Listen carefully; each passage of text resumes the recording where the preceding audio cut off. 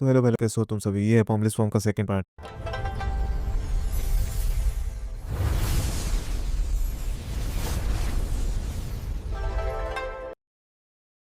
जैसे कि हमने पिछले एपिसोड में देखा था, टांग उस पोर्टल से निकल रहा होता है। हम देखते हैं इस समय वो रूफ के टॉप पे आके लैंड कर जाता है, जहाँ पे वही मोटू पतलू खड़े होते हैं। तभी पतला वाला बंदा अपना स्वॉर्ड पे हाथ रखे हुए बोलता है, तुम डर कहीं के, उसे एग्जाइट करने में हमने इतना ज्यादा मेहनत किया था, फिर आखिर तुम उसे क्यों लेते आ गए। तभी टांग गुस्सा करते हुए बोलता है कि आगे क्या बखूदी कर रहे हो, मैंने तुम सब पे इतना बड़ा एहसान किया, फिर भी तुम मेरे पे चिल्लाने की कोशिश कर रहे हो। तभी उसे कुछ महसूस होता है और रैन की तरफ देखा। हम देखते हैं कि रैन डिमोनाइज हो चुकी होती है। तभी खींच के तमाचा उसके फेस पे दे मारता है, जिससे कि उसका मम्मी वाला आर्मर वहीं पे टूट जाता है और वो वहीं पे बेहोश हो जाती है। जिसे देख के वो पतला वाला बंदा और भी ज्यादा हैरान हो चुका होता है और बोलता है क्या हमने इतना ज्यादा मेहनत लगाया उसे रिस्ट्रेन करने में, लेकिन केवल उसका एक स्लैप की वजह से वो वहीं पे नॉकआउट हो गई। तभी उसका वो फेस पकड़ के दिखाते हुए बोल रहा होता है, देखो आखिर तुम्हें किस तरीके से किस तरफ से डीमन लग रही है, अब देखो ये पूरी तरह इंसान हो चुकी है। तो वो बंदा देख के घबरा मतलब हैरान होता है और बोल रहा होता है कि अभी तो उसके बॉडी से सेंट निकल रहा है एक इंसान का, लेकिन कुछ देर पहले ही वो एक मम्मी थी। तभी वो अपने सेवेंथ ब्रदर से बोलता है कि सेवेंथ ब्रदर चलो अब यहाँ से चलते हैं, क्योंकि इसमें इंसान इन्वॉल्व हो चुके हैं, तो हमारी इसमें कोई भी अथॉरिटी नहीं है इन्वॉल्व होने का। सेवेंथ ब्रदर बोलता है कि हाँ तुमने सही कहा, ऐसा लगता है कि हमने यहाँ पे आके अपना समय ही बर्बाद किया है, छोड़ो अब क्या ही कर सकते हैं। लेकिन आखिर उस बच्चे को कैसे मालूम कि वो एक इंसान है। तो पतला वाला बंदा उसे समझाता है कि यहाँ पे किसी एक तरीके की निगाहें होती है, जिसकी मदद से वो किसी क्रीचर और सोल्स को ऑब्जर्व कर सकता है। ये एक सीक्रेट स्किल है जो कि डाओइज्म से भी ज्यादा सीक्रेट है। इतने यंग एज में हाई स्किल को कल्टीवेट करना सच में वो किसी नॉर्मल बैकग्राउंड से बिलोंग नहीं करता होगा। इधर हम देखते हैं कि रैन के मुंह से लार टपक रही होती है और जिसे देख के वो भी पूरी तरह हैरान हो चुका होता है और बोल रहा होता है क्या ये लार टपका रही है। तभी हम देखते हैं उसके पीछे से सिस्टर लॉन्ग की आवाज आ रही होती है, जो कि उसका नाम बोल रही होती है, जिसे सुन के वो भी बहुत ही ज्यादा डर चुका होता है। वो गुस्से में उससे बोल रही होती है कि मैं तुम्हें ऑर्डर देती हूँ कि 3 मिनट के अंदर अंदर हेडक्वार्टर में लौट आना, और अगर तुम ऐसा नहीं करते तो तुम इसके कॉन्सिक्वेंस को जानते हो अच्छे तरीके से। उसके इस गुस्से को देख के उसके भी पसीने छूट चुके होते हैं और उससे हंसते हुए बोल रहा होता है कि बिग सिस्टर लॉन्ग प्लीज थोड़ा काम डाउन हो जाओ, मैं मेक श्योर करूंगा कि आपको एक अच्छा एक्सप्लेनेशन दूं। तभी सीन से उठता हम देखते हैं रैन को, जो कि एक लेबोरेटरी में पड़ी हुई होती है, जिसके ऊपर कोई रिसर्च कर रहे होते हैं। वो उसके ब्लड प्रेशर हार्ट बीट सबको मेजर कर रहे होता है। तभी हम देखते हैं एक बंदे को जो कि अपने वॉकी टॉकी की बात कर रहा होता है और बोल रहा होता है कि पिछले वाले सिस्टमेटिक स्कैन की वजह से पता चला है कि बहुत सारे मतलब सभी के सभी सोल अपने बॉडी में रिटर्न हो चुके हैं। सच में ये हमारे लिए बहुत ही ज्यादा सौभाग्य की बात है कि उस मूवी से समय रहते हुए निपट गया, वरना हमारी एरिया में बहुत बड़ी कैजुअलिटी हो सकती थी। लेकिन कंस्ट्रक्शन साइट की तरफ लगभग 100 लोग मारे जा चुके हैं। उस बात को सुन के टांका भी थोड़ा सैड हो जाता है। तभी सिस्टर लॉन्ग उससे बोलती है कि ठीक है अब तुम जाओ, मैं समझ गई। वो भी बोलता है कि ठीक है मैम। लॉन्ग शांत आवाज में बोलती है लगभग 100 लोग मारे जा चुके हैं। तभी वो गुस्सा करते हुए टांग का गाल खींचने लगती है और बोलती है कि मैंने तुम्हें ये मिशन दिया था, आखिर तुम इसमें फेल कैसे हो सकते हो, आखिर इतने सारे लोग मारे कैसे गए। वो बलबलाती हुई आवाज में बोल रहा था कि सिस्टर लॉन्ग मैं सच में अपना बेस्ट करने की कोशिश कर रहा था। वो अपने दोनों हाथों को फोल्ड करते हुए बोलती है कि छोड़ो अब क्या ही कर सकते हैं, लेकिन अगर तुम नहीं होते इस मिशन को एक्सेप्ट की करते तो सिचुएशन कुछ अलग हो चुका होता, लेकिन वैसे भी मैं तुम्हें इतनी आसानी से माफ नहीं करने वाली। टांगू से बोलता है कि वैसे भी ये एक ई रैंक वाला मिशन था, लेकिन असल तौर पे देखे तो ये एक एस रैंक का मिशन था, और उससे भी ज्यादा जैसे मेरे को लोकेशन मिला मैं वैसे उस मिशन वाले एरिया पे चला गया। ऐसा लग रहा था वो मेरे आने के प्रेजेंस को डिटेक्ट कर पा रहा था और वो वहां से भाग जा रहा था, लेकिन मुझे समझ में नहीं आ रहा है कि आखिर किस रीजन की वजह से उसने इस लड़के बॉडी को पोजेस किए हुए है। लेकिन यहाँ पे कुछ और भी सस्पिशियस है, आखिर वो दोनों प्रोटेक्टर अंकल्स उन्होंने इसे डिटेक्ट क्यों नहीं किया कि ये हाफ ह्यूमन है। अगर उन लोगों की स्ट्रेंथ वाली लेवल को देखा जाए तो उन्हें बहुत ही आसानी से डिटेक्ट हो जाना चाहिए था कि एक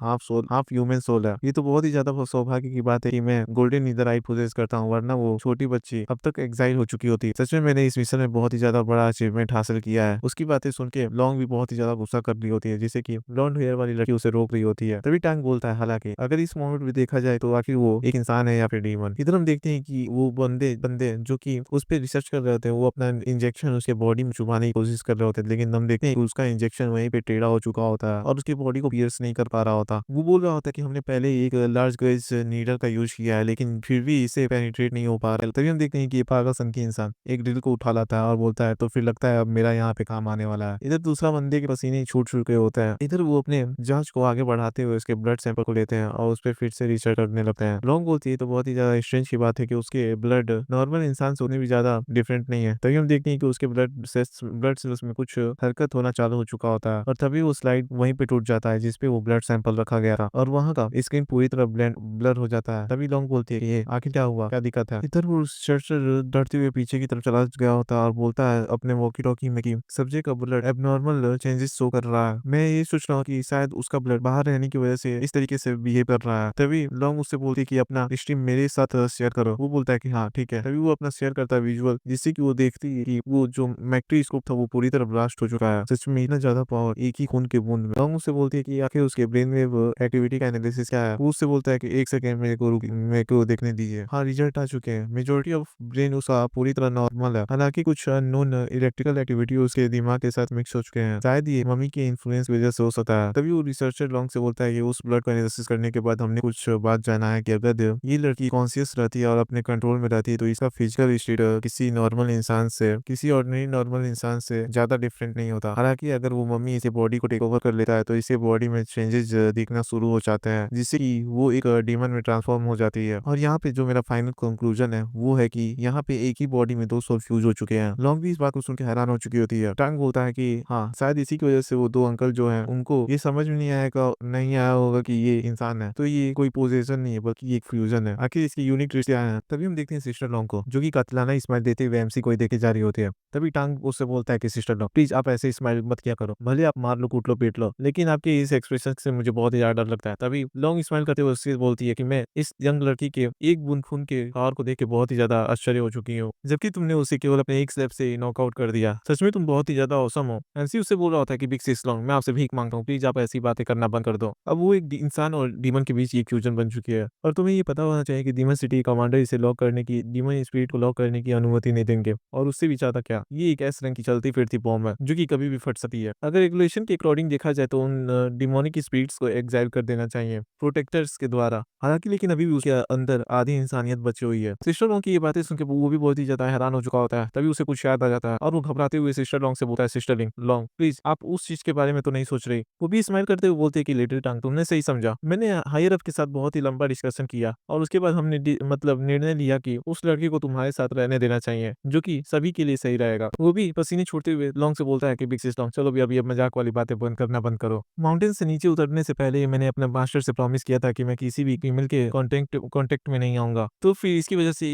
एक दूसरे के साथ रहने की तो कोई बात ही नहीं बनती। तभी लॉन्ग गुस्सा करते हुए बोलती है कि तुम चाहते हो कि मैं इस बोझ को अपने कंधे पे अकेले संभालूं। ये मत भूलो कि तुम्हें यहाँ पे रुकना है या फिर नहीं, ये डिसाइड करने वाली मैं ही हूँ। इन सभी बातों के बारे में सोचते हुए एमसी के पूरी तरह होश उड़ चुके होते हैं। तभी सिस्टर लॉन्ग उसके कंधे पे हाथ रखते हुए बोलती है, चलो भी रिलैक्स हो जाओ, मैं तुम्हारे मास्टर को शांत करने के लिए कुछ तरीके ढूंढ लूंगी, या फिर तुम माउंटेन पे जाके फिर से कल्टीवेशन कर सकते हो। तभी वो उससे बोलता है स्माइल करते हैं, सिस्टर लॉन्ग एक मर्द होने के तौर पे मैं इस कर्तव्य को निभाऊंगा, क्योंकि ये एक मिशन है तो मैं इसे एक्सेप्ट करता हूँ। लॉन्ग बोलती है तो ये बहुत ही बढ़िया बात है। तभी वो जिंक्सी को बोलती है, मतलब वो ब्लॉन्ड हेयर वाली लड़की को, वो बोलती है कि हाँ बोलिए, जल्दी से उस लड़की को इमीडिएटली यहाँ पे लेके आओ और ये मेक श्योर करना कि कोई भी डिपार्टमेंट उसे ना देखे। जिंक्सी बोलती है कि हाँ मैं समझ गई।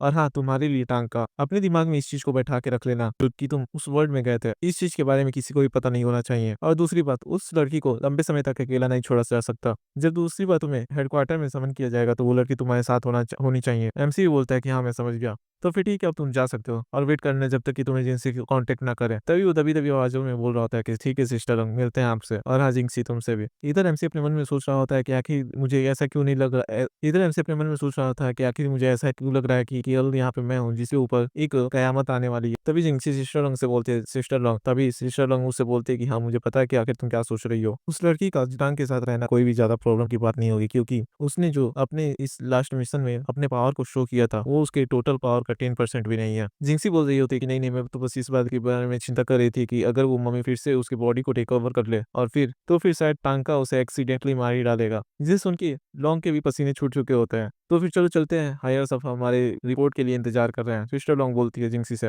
अब फिर से मेरे को टांगा के फैलाए हुए कचरे को संभालना होगा। इधर हम देखते हैं कि हमारा एमसी सुनसान गली में चल रहा होता है और अपने मन में बोल रहा होता है कि ऐसा लग रहा है कि अब मेरे आने वाले दिन बहुत ही ज्यादा कठिन होने वाले हैं, जरूर ये मेरा कर्मा ही होगा। तभी हम देखते हैं वो जैसे ये सब बातें बोलता है उसकी बॉडी के पीछे से बहुत सारे थ्रेड्स निकल कहीं जा रहे होते हैं। हम देख रहे होते हैं कि वो बहुत ही ज्यादा लंबा रास्ता तय करते हुए किसी माउंटेन की तरफ जा रहे होते हैं। फिर हम देखते हैं कि उसी माउंटेन के ऊपर एक बने हुए घर को जो कि जाके किसी डिवाइस से कनेक्ट हो रहे होते हैं, शायद ये डिवाइस या फिर कुछ और, मैंने कुछ पढ़ा नहीं है ज्यादा अंदर तक, मैं बस साथ ही साथ एक्सप्लेन करता रहता हूँ। तभी अचानक से कुछ होता, हम देखते हैं कि वो सारे थ्रेड उस डिवाइस से टूटना चालू हो चुके होते हैं एक एक करके।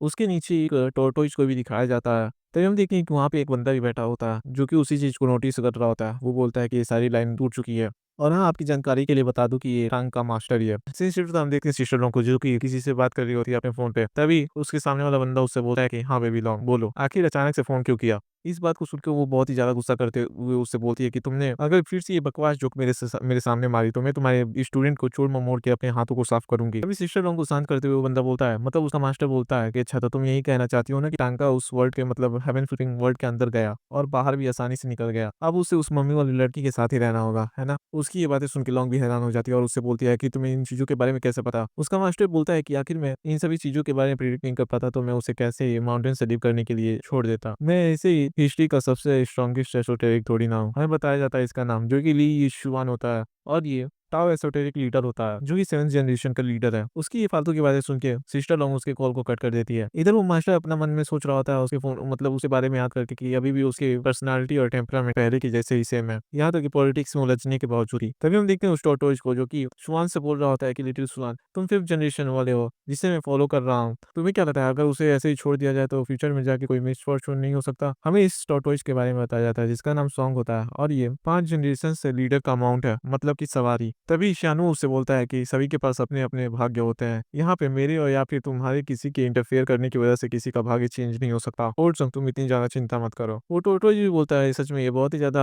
खुशनुमा दिन है तो फिर चलो बाहर चलते हैं और मूनलाइट को एंजॉय करते हैं। टोटो जी बोलता है फिर कुछ रेड कैलेमिटीज लाइन टूट चुकी है, इस मौके का फायदा उठाकर भविष्यवाणी करना सही रहेगा। शुमान बोलता है कि नहीं छोड़ो ये काफी जल्दी हो जाएगा इस चीज के लिए, वैसे भी टांका के लिए अभी भी बदलाव होने बाकी है। सिर्फ हम देखते हैं एरन की सोको जो कि व्हाइट फॉर्म में होती है, तभी वो अपनी आंखें खोलती है और वो अपने सर को पकड़ते हुए उठती है और बोलती है क्या हुआ आखिर मेरे को, आखिर यहाँ पे क्या चल रहा है। तभी वो खुद को मतलब अपने बॉडी कलर को देख के पूरी तरह हैरान हो चुकी होती है और बोलती है कि आखिर ये क्या चल रहा है। तभी हम देखते हैं कि उसके पीछे से वही मम्मी आ चुका होता है, वो भी उसे देख रही होती है।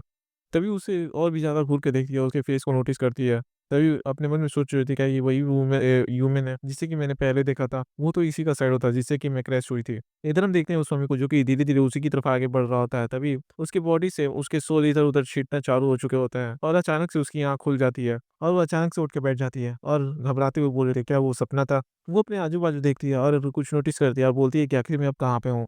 तभी वो अपने ब्लैंकेट को हटाते हुए बोलती है क्या मेरी क्लोथ्स आखिर उससे किसने चेंज किए हैं। तभी वो कुछ महसूस करती है और बोलती है कि आखिर मेरे को इतना खुला खुला खुला फील क्यों हो रहा है। तभी वो अपनी टी शर्ट को हटाती है और देखती है और बोलती है जैसा कि मैं एक्सपेक्ट किया था उन सब ने इसे भी रिमूव कर दिया। और इन सारी बातों को सोच के वो और भी ज्यादा शर्माना चालू कर देती है। वो चिल्लाते हुए बोल रही थी क्या सच में मैं किसी सुपर नेचुरल चीज के बीच में फंस चुकी हूँ, आखिर ये किसका घर है। एक सेकंड रुको मुझे अच्छे से सोचने दो, पहला कार क्रैश, दूसरा वो मेरे सपनों का मॉन्स्टर और फिर वो फायर और फिर उसके बाद वो डिस्कस्टिंग मॉन्स्टर मेरे पीछे पड़ गया था। तभी एक टीनेजर आसमान से टपकते हुए आया और उस मॉन्स्टर को डिफीट कर दिया और मेरे को आसमान की तरफ उड़ाते हुए लेकर गया।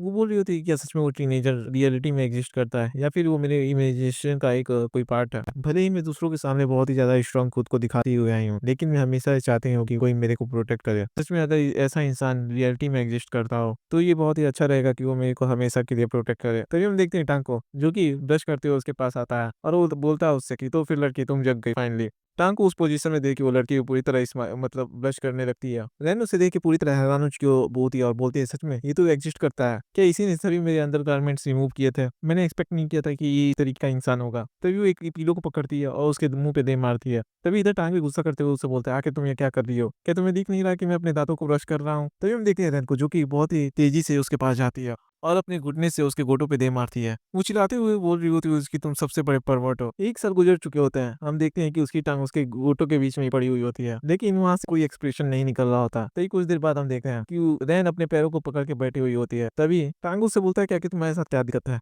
वो उस पर गुस्सा करते हुए बोल रहा होता है कि मैं अपना दिल दरिया करते हुए तुम्हारी जान को बचाया और तुम बदले में मेरे पे ही अटैक कर रही हो। वो उसे शर्माते हुए चिल्ला के बोल रही होती है कि आखिर तुम परवट, आखिर तुमसे किसने बोला था कि तुम मेरे क्लोथ्स को रिमूव करो। वो अपने मन में सोच रही होती है कि मैंने तो उसके बॉटम पे मतलब गोटो पे अटैक किया था तो आखिर यहाँ पे मेरे को ही दर्द क्यों हो रहा है। वो भी उसे चिल्लाते हुए बोल रहा होता है कि तुम्हारा बॉडी पूरी तरह गीला था, मुझे डर था कि तुम्हें कोई फ्लू ना हो जाए और इसी वजह से मैं तुम्हें नहलाने के लिए ले गया था। वो चिल्लाते हुए बोल रही थी क्या तुमने मेरे को नहलाने के लिए भी लेके आया था। तभी टांग उसे चिल्लाते हुए बोलता है तुम क्यों चिल्ला रही हो, मेरे मास्टर ने ये मेरे से बोला है कि केवल मैरिड कपल्स ही एक दूसरे के साथ बात कर सकते हैं, ऑफ कोर्स तुम हिसाब करने वाला मैं नहीं था। तभी वो किसी को आवाज लगाता है और बोलता है चलो फिर ठीक है बाहर आओ। तभी हम देखते हैं बाथरूम से एक डीमन निकल रहा होता है, जिसे देख के वो भी हैरान हो चुकी होती है, उसकी सिटी पिटी गुल हो चुकी होती है और जाके वो टेबल के नीचे छिप जाती है और चिल्लाते हुए और रोते हुए बोल रही होती है क्या क्या इस मॉन्स्टर ने मेरी बॉडी को टच किया। तभी हम देखते हैं इस बात को सुन के उस मॉन्स्टर के आंख से भी आंसू निकलना चालू हो चुके होते हैं। हम देखते हैं टांग को जो कि जाके उसे मनाना चालू कर देता है। इधर रैन भी पसीना छोड़ते हुए बोल रही होती है क्या वो रो रहा है। टांग उसे गुस्से में बोलता है कि हालांकि ये बड़ी दिखती है लेकिन ये इंसानी एज के हिसाब से केवल 5 साल की ही है,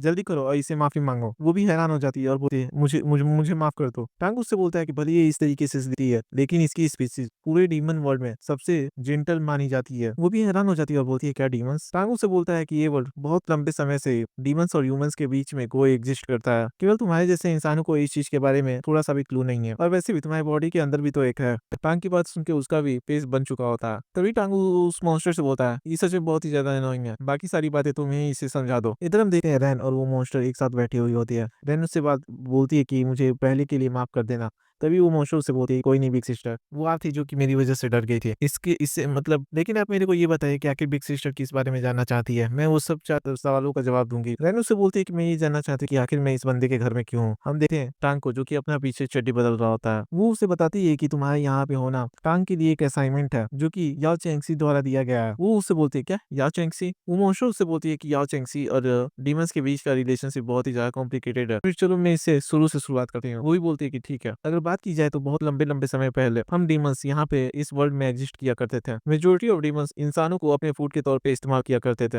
इनिशियली तौर पे इंसानों के पास उतनी ज्यादा ताकत नहीं थी जिससे कि वो बुरे डीमंस के खिलाफ जा सके, और इसीलिए वो हमेशा से उन डीमंस के लिए फूड ही बनते हुए आए हैं। हालांकि बहुत सालों बाद कुछ इंसान अपीयर हुए अपनी एक्स्ट्रा ऑर्डिनरी पावर के साथ, और उन्होंने इन मॉन्स्टर के अगेंस्ट में ब्रेवली फाइट किया। उन्होंने मिलकर एक ऑर्गेनाइजेशन बनाई जिसका नाम एसोटेरिक था। उन सब की ये ड्यूटी थी कि वो पूरे वर्ल्ड में इंसानों की रक्षा के लिए काम करे, क्योंकि इंसानों के पास डीमंस के खिलाफ लड़ने की ताकत आ चुकी थी, तो उन सब का कहर थोड़ा कम होना चालू हो चुका था। लेकिन यही चीज वर्ल्ड के लीडर्स को सही नहीं गई। वो एसोटेरिक के अगेंस्ट में सतर्कता बरतना चालू कर दी है, और उसके बाद एसोटेरिक को हंट करने और उसके बाद एसोटेरिक को हंट किया जाने लगा, और उसके बाद डीमंस ने इस चीज को अपने अपॉर्चुनिटी के तौर पे इस्तेमाल किया। उन्होंने एक लार्ज स्केल अटैक ह्यूमंस के खिलाफ कर दिया, और उस समय एसोटेरिक के पास उतना ज्यादा पावर नहीं था जिससे कि वो उस चीज को अपोज कर सके। और जब हर तरीके से रास्ता बन चुका और जब हर तरफ से रास्ता बंद हो चुका था, तब एसोटेरिक के टावर और जब हर तरीके तब लास्ट रिजॉर्ट के तौर पे टावर एसोटेरिक के फाउंडर ने सभी डीमंस को सील करने के लिए एक जेड का इस्तेमाल किया, जिसे कि हेवन फ्लिपिंग सील बोला जाता है। और उस इवेंट के बाद जो इंसान और डीमंस बच चुके थे उन्होंने एक कॉन्ट्रैक्ट को साइन किया जिसे कि आर्मिस्ट्रिस बोला गया, जिसके अकॉर्डिंग दोनों रेसेस एक साथ पीसफुली को एग्जिस्ट कर सकती है। और फिर जाके याओ चेंगसी का निर्माण हुआ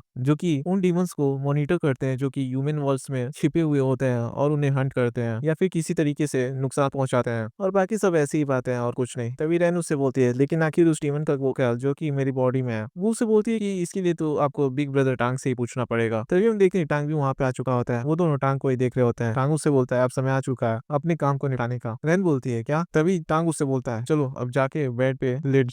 नैन भी शर्माती हुई बोलती है क्या आखिर तुम क्या बोले जा रहे हो। मैं ये भले इस समय ये नहीं जानता कि आखिर तुम्हारी कॉन्सियसनेस कहाँ चली जाती है, लेकिन जो तुम अभी डीमन और अपने बॉडी से निकाल रही हो और भी ज्यादा स्ट्रॉन्गर होता जा रहा है। अगर आसान शब्दों में पूरा जाए तो अगर मैंने अभी तुम्हें चेक नहीं किया था तुम्हारी कॉन्सियसनेस को उस डीमन द्वारा जो कि तुम्हारे बॉडी में उसके द्वारा सोलो कर लिया जाएगा। इधर रहने अपने मन में सोच रही होती है क्या वो जिस डीमन की बात कर रहा है वो मेरे वही सपने वाला डीमन है। मेरे को आश्चर्य है कि आखिर ये मेरे को लेके कैसी प्लानिंग बना रहा है। तभी टांग अपना कुछ हैंड जेस्चर बनाना चालू कर देता है। रैन भी उसे देख के हैरान होती है और बोलती है आखिर ये किस लिए का हैंड जेस्चर है, क्या तुम मेरे ऊपर कोई स्पेल कास्ट करने वाले हो। टांग थोड़ा इविल स्माइल देते हुए बोल रहा होता है कि मुझे पहले कभी अपॉर्चुनिटी में नहीं मिली मैं इस स्पेल को कास्ट करूं, लेकिन आज मेरे लिए एक ग्रेट चांस है। तभी हम देखते हैं कि वो अपने गन जैसे जेस्चर को मेंटेन करते हुए उसके फोरहेड पे लगा देता है, और जैसे बुलेट फायर करते हैं वैसे वो भी बुलेट फायर कर देता है और वो पीछे की तरफ चली जाती है और वहीं पे नॉक होकर बिस्तर पे लेट जाती है। इधर वो लेडी मॉन्स्टर भी हैरान हो चुकी होती है और बोलती है कि मास्टर ये तो। तभी वो देखती है टांग को जो कि कुछ कंसंट्रेट करने की कोशिश कर रहा होता है। तभी हम देखते हैं कि वो भी बेहोश होना चालू हो चुका होता है, वो मतलब वो नीचे गिर रहा होता है। इधर वो मॉन्स्टर सोच रही होती है कि मैंने कभी इस चीज को इनने परफॉर्म करते नहीं देखा, मैं बस यही उम्मीद कर रही हूँ कि ये दोनों सही सलामत रहे। तभी वो उन दोनों की तरफ देखती है और बोलती है अगर सोचा जाए तो ये दोनों साथ में बहुत ही अच्छे लग रहे हैं। इधर है ना अपने कंसिस्टेंस के अंदर आ चुकी होती है और वो बोल रही थी क्या मैं फिर से अपने ड्रीम में आ गई। इस बार मेरी बॉडी वीक लग रही है और मुझे लग रहा है कि मैं इसे मूव भी नहीं कर पा रही। तभी वो कुछ नोटिस करती जाती है और बोलती है क्या ये सपना नहीं है। तभी उसे एक आवाज आती है जिसमें वो बोल रहा होता है कि ये कोई सपना नहीं है और ये टांग होता है। वो बोल रहा होता है कि ये तुम्हारा सबकॉन्शियस माइंड है। वो भी उसे देखे हुए हैरान हो जाती है और बोलती है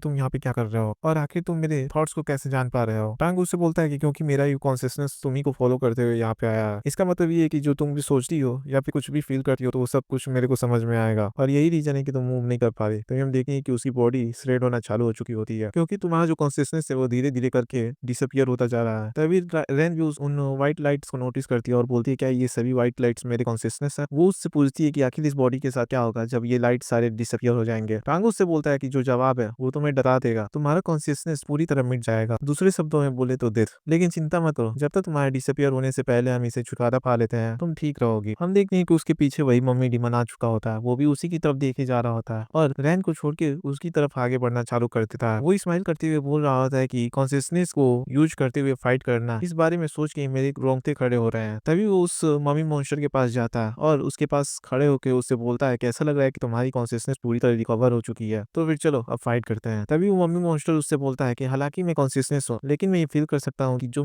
बंदा मेरा पीछा कर रहा था वो तुम ही हो। तुमने मेरी एग्जैक्ट लोकेशन को पता किया और लंबे समय तक मेरे को ढूंढते रहे। तभी टांग उससे बोलता है कि आखिर ये तुम क्या बड़बड़ा रहे हो, चलो अब फाइट करते हैं। तभी वो मम्मी मॉन्स्टर चिल्लाते हुए बोलता है तो जरूर तू वो बुआन उसने ही तुम्हें सेंड किया होगा, मतलब भेजा होगा। जल्दी करो अब मेरे को बताओ कि आखिर वो कहाँ है वरना मैं तुम्हें खा जाऊंगा। इधर एमसी भी चिढ़ते हुए बोल रहा होता है कि अपनी ये फालतू की बातें करना बंद करो वरना मैं तुम्हें एक पंच दे दूंगा। तभी हम देखते हैं अचानक से वो मम्मी मॉन्स्टर अपने घूंटे का यूज करते हुए उसके फेस पे एक घुटना मार देता है और फिर डायरेक्ट पंच भी उसके थोबड़े पे जड़ देता है जिससे कि उसका फेस आधा रप्चर हो चुका होता है। तभी उस मॉन्स्टर को कुछ महसूस होता है और वो अपने इंस्टिंक्ट को फॉलो करते हुए वहां से दूर हट जाता है। वो अपने मन में सोचता है कि फिर से मेरे इंस्टिंक्ट ने मेरे को उससे उस बंदे से पीछे हटने के लिए बोला। हम देख रहे हैं टाको जो कि बहुत ही ज्यादा गुस्सा हो चुका होता है। वो बोल रहा होता है कि पास्टर तुमने अभी अभी मेरे फेस को हिट करने की कोशिश की। इधर मम्मी मॉन्स्टर अपने मन में सोच रहा होता है कि हालांकि इसका अपीयरेंस एक नॉर्मल इंसान जैसा दिख रहा है लेकिन इसका एग्जिस्टेंस मेरे से चीख चीख के बोल रही है कि ये बहुत ही ज्यादा खतरनाक है। इधर टांग भी अपना बहुत ही ज्यादा ऑरा स्प्रे कर रहा होता है। तभी वो उस मम्मी मॉन्स्टर से बोल रहा होता है कि जैसा कि एक एस रैंक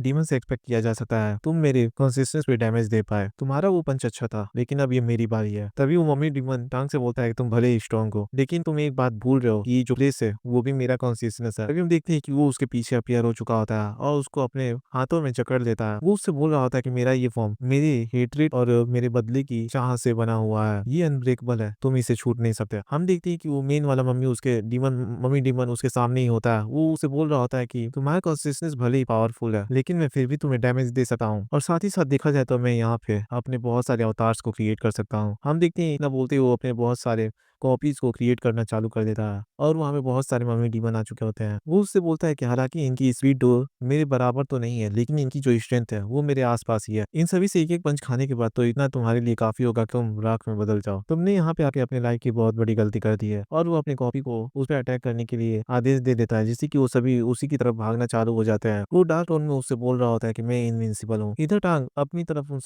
सभी मॉन्स्टर को आते हुए देख रहा होता है। तभी वो अपना मुंह बना लेता है। अब होता है क्या बस क्लोन, ये तो बहुत ही पुरानी और बोरिंग ट्रिक है। तभी हम देखते हैं टाको जो कि उनके उसके हाथों से रिलीज करते हुए खुद को उन सब की तरफ आगे बढ़ना चालू कर देता है और अपने सभी कॉन्सियसनेस को मतलब कि जो व्हाइट कलर की उसके अंदर वेव होती है वो सभी को स्प्रेड करना चालू कर देता है और वहाँ पे एक बहुत बड़ा ब्लास्ट जैसा क्रिएट हो चुका होता है। मम्मी मॉन्स्टर भी कुछ देख के बहुत ही ज्यादा हैरान हो चुका होता है और बोलता है क्या यही इसका कॉन्सियसनेस का ट्रू फॉर्म है। इधर गुस्से में टांग उससे बोल रहा था कि मैं इतना प्रिटेंड कर रहा था तुम्हारा वो एक पंच खा के कि तुम अब कोई कीलिंग ब्लो मेरे ऊपर देने वाले हो। ये टट्टी तुमने मेरे लिए तैयार की है। हम देखते हैं कि उसका कॉन्सियसनेस उसके सामने मतलब डीमन मॉन्स्टर के सामने बहुत ही बड़ा हो चुका होता है और वो सभी उसके सामने चींटी लग रहे होते हैं। टांग बोलता है सच में पूरी तरह बोरिंग है, ये भगवान मेरे को लग रहा था कि यहाँ पे अच्छी फाइट मिलने वाली है। तभी वो डीमन मॉन्स्टर बोलता है कि नहीं ये अच्छा नहीं है, सभी क्लोन्स असेंबल हो जाओ। तभी हम देखते हैं कि सारे क्लोन्स भागना चालू कर देते हैं। तभी टांग उन सबकी तरफ गिरने लगता है और जाके उन सबकी बॉडी पे गिर जाता है और वहीं पे जमीन पे लेट जाता है। तभी हम देखते हैं वो मेन मॉन्स्टर मम्मी को जो कि उसकी तरफ आगे बढ़ रहा होता है। वो अपने मन में बोला होता है इसने तो सभी को एनालाइज कर दिया, मतलब खत्म कर दिया। तभी टांग उससे बोलता है कि तुम एक मामूली से क्लोन, तुम्हें लगता है कि तुम मेरे को ऑब्लिवियन में बीट कर सकते हो और खुद को इनविंसिबल कहने की हिम्मत कर सकते हो। चलो मैं तुम्हें एक लेसन देता हूँ। हम देखते हैं कि वो अपने हाथों को फ्लिक वाले जेस्चर में ला लेता है और उसके फोरहेड की ओर ला देता है और अपना फ्लिक उसके फोरहेड पे लगा देता है जिससे कि उसका असर वहीं से गायब हो चुका होता है। वो उससे बोलता है कि देखो इसे कहते हैं इनविंसिबल। इधर उस मम्मी डीमन की क्लोन की पूरी तरह हालत खराब हो चुकी होती है। इधर वो उस मम्मी के पास जाता है और अपने मन में बोल रहा होता है ये किसी बुआन के बारे में बात कर रहा था, तो जरूर ये उसका एनिमी होगा इसके प्रीवियस लाइफ से। आखिर ये किस चीज से गुजरा होगा कि ऐसा बन चुका है। इधर हम देखते हैं रैन को, जिसकी आंखें खुल चुकी होती है। वो अपने बॉडी को नोटिस करते हुए बोल रही होती है क्या मेरी बॉडी दोबारा फॉर्म हो रही है, मतलब बन रही है। तभी टांग बोलता है कि अब जल्दी से किसी कंटेनर के बारे में सोचो जिससे कि हम इस बंदे को उसमें सील कर पाए। इधर रैन भी हैरान हो जाती है और बोलती है क्या कंटेनर, आखिर तुम्हारे कहने का क्या मतलब है। टांग उससे बोलता है कि तुम्हारा सबकॉन्शियस है और यहाँ पे तुम ही केवल क्रिएट कर सकती हो इस बंदे को सील करने के लिए कुछ किसी आइटम को। इधर हम देख रहे होते हैं कि उसकी कॉन्शियसनेस धीरे धीरे डिसअपियर हो रही होती है। वो उससे बोलता है कि अब यहाँ पे ज्यादा समय नहीं बचा हुआ, कुछ भी चलेगा, जल्दी से उसे फॉर्म करो। इधर हम देखते हैं कि रैन भी बहुत ही ज्यादा पैनिक करने लगती है। वो बोल रही थी कि आखिर मैं क्या ही क्रिएट करूँ, क्या कोई हैंडबैग क्रिएट करूँ या फिर कोई नेकलेस रिंग। तभी टांग भी गुस्सा करते हुए बोल रहा होता है कि ये मैं तुमसे उस चीज के बारे में नहीं बोल रहा कि जो तुम खरीदना चाहती हो। क्या तुम्हें दिख नहीं रहा कि मेरी लगभग आधी बॉडी डिसअपियर हो चुका है। तभी रैन बोलती है कि हाँ मुझे याद आ गया। हम देखते हैं कि मतलब टांग पीछे की तरफ देखता है और कुछ देख के पूरी तरह हैरान हो चुका होता है। और वो होता है क्या, हम देखते हैं कि रैन ने यहाँ पे एक बहुत बड़ा लिपस्टिक क्रिएट किया हुआ होता है और टांग ने उसको उसी लिपस्टिक के वैक्स में सील कर दिया होता है। रैन उससे बोल रही होती है क्या सच में ये काम करेगा, और इतना बोलते ही वो भी वहां से डिसअपियर हो चुकी होती है। हम देखें इधर डीमन वाले मॉन्स्टर को, जो कि अभी भी लिपस्टिक के पीछे छिपा हुआ होता है। अब जो उस पे सील हुआ है शायद उसका कोई क्लोन होगा। वो उनको जाते हुए देख के हंस रहा होता है। सीन से पूछता हमें उसी शायद